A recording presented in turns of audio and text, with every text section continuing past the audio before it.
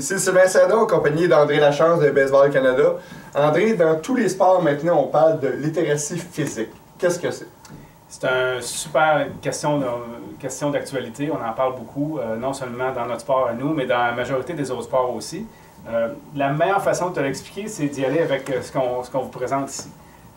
Ce qui est très accepté à travers le temps, donc quand on va à l'école pour la première fois, quand on apprend nos lettres en partant, c'est bien connu. Une fois qu'on a appris nos lettres, qu'est-ce qu'on fait? On apprend à faire des mots, et ensuite ça, on peut faire des phrases. Et plus tard dans la vie, si on aime vraiment ça, on peut écrire des livres. On s'entend là-dessus, c'est quand même assez... C'est une belle progression. Une belle progression. Même chose avec les chiffres, on apprend nos chiffres en premier. Ensuite de ça, on les met ensemble pour faire des nombres, etc. Ensuite de ça, on peut faire des équations. Ici, encore une fois, on aime vraiment ça. On peut peut-être devenir un ingénieur, un mathématicien, on peut l'enseigner à l'école, ou on peut écrire des ouvrages qui vont être en relation avec les mathématiques. Encore une fois, suite logique.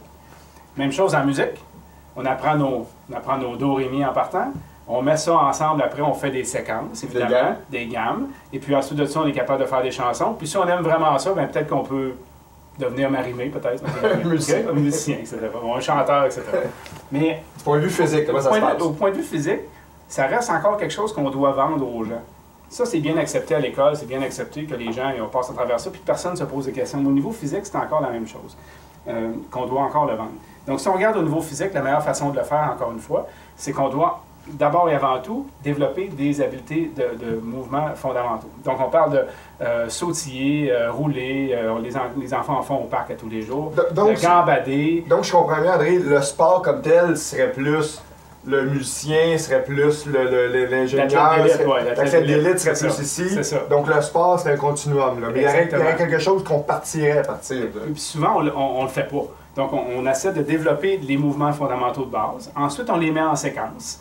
Pour voir, OK, donc je suis capable d'attraper et lancer ensuite, deux habiletés qu'on met ensemble, pour ensuite être capable d'avoir un grand répertoire de mouvements qui va nous permettre d'être capable de décider plus tard dans quel sport que je veux me diriger.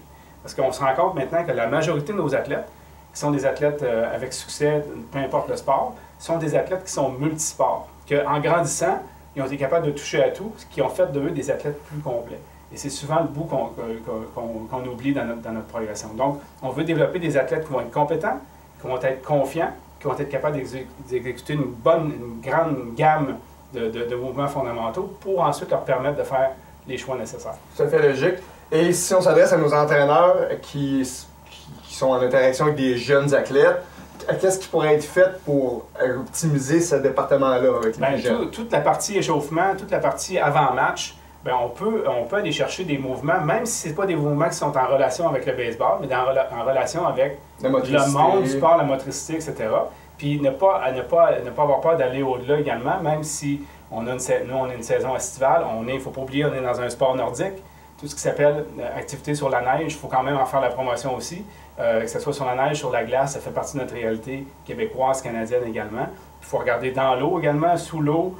Tous les différents environnements qui nous permettent d'avoir un athlète où vraiment on va avoir une littératie physique. Et entraîneur, si on regarde ça sous forme de jeu, on a une combinaison gagnante. Là-dessus, bonne saison.